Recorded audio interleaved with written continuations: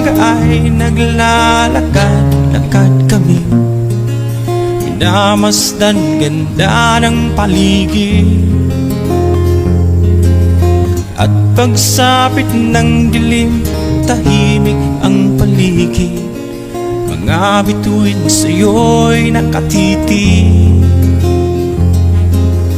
Pagkagising mo sa umaga'y maririnig mga ibon